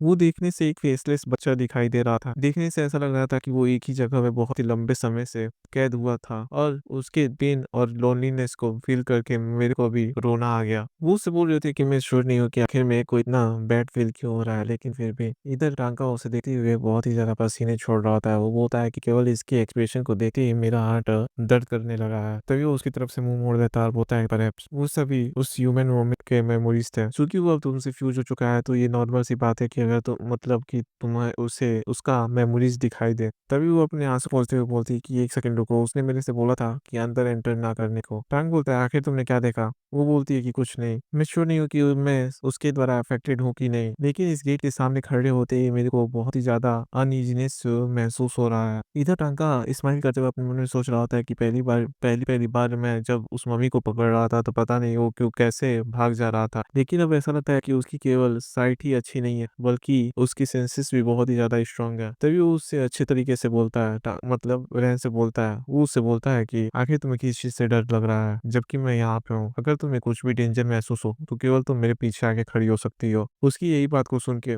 उसको फ्लैशबैक के सारे सीन्स याद आना चालू हो चुके होते हैं। इधर हम देखते हैं कि वो स्माइल कर रहे होते हैं और अपने मन में बोल रहे होते हैं, भले वो लुच्चा है, लफंगा है, दुनिया भर का अलाम-फलाम सब कुछ है, लेकिन अभी भी उसने जो शब्द बोले हैं, उससे मेरे को सेंस ऑफ सिक्योरिटी महसूस हो रही है। तभी वो उसके पास दौड़ते हुए जाती है और बोलती है कि एक सेकंड रुको, मैं भी आ रही हूँ, इधर बहुत ही ज़्यादा अंधेरा है। वो उससे बोल रही है, क्या तुम धीरे चल सकते हो? मैं बहुत ही ज़्यादा डर रही हूँ। टांका बोलता है कि नहीं, मैं ऐसा नहीं कर सकता, मेरे को अभी फाइट करने के लिए बहुत ही ज़्यादा चुल मची हुई है। तभी अचानक से रैन किसी फॉर्मेशन पे अपना पैर रख देती है। मतलब उसने किसी फॉर्मेशन पे पैर नहीं रखा होता, उसे कुछ महसूस हुआ होता। वो बोल रही होती कि जैसे ही मैंने इसके अंदर पैर रखा तो मेरे स्पाइंस में कुछ चिलिंग महसूस हुई। ऐसा लग रहा था कि कोई हमें देख रहा है और साथ ही साथ हमारी सराउंडिंग का एटमोसफियर भी चेंज हो रहा है। तभी वो टांका को चिल्लाते हुए बोलती है, टांका जल्दी आओ, मेरे साथ आओ। तभी हम देखते हैं कि वो किसी जगह पे आके रुक चुकी होती है और अपने नीचे देखते हुए बोल रही होती है कि जैसा कि हमने एक्सपेक्ट किया था। वो अपने नीचे देखते हैं तो पूरी वो जगह आसमान में फ्लोट कर रही होती है, मतलब स्काई में फ्लोट कर रही होती है। और भाई लोग, इसी के साथ हमारा ये वाला ये पार्ट खत्म होता है। और देखो भाई, बार बार बोलना अच्छा लगता नहीं है। अगर आप लोग लाइक कर रहे हो तो प्लीज हाइप भी कर दिया करो और हाँ, कमेंट करके बताओ कि आप लोग को वीडियो कैसा लगा। बाकी जो बचे हुए वीडियोस हैं जैसे कि रिटर्न टू प्लेयर हो गया, मैं भी उसको भी धीरे धीरे डालूंगा। और जो उसके कुछ चैप्टर बच चुके हैं, कौन सा था, ऑलराउंडर वाला मानवा था, उसके भी कुछ चैप्टर बच चुके हैं, तो मैं उसे भी कंप्लीट कर दूंगा। लेकिन कंप्लीट तभी करूंगा जब आप लोग तन मन और धन नहीं, बस तन मन से आप लोग मेरे को सपोर्ट करोगे। तो फिर चलो, तब तक के लिए मिलते हैं नेक्स्ट एपिसोड में। राधे राधे।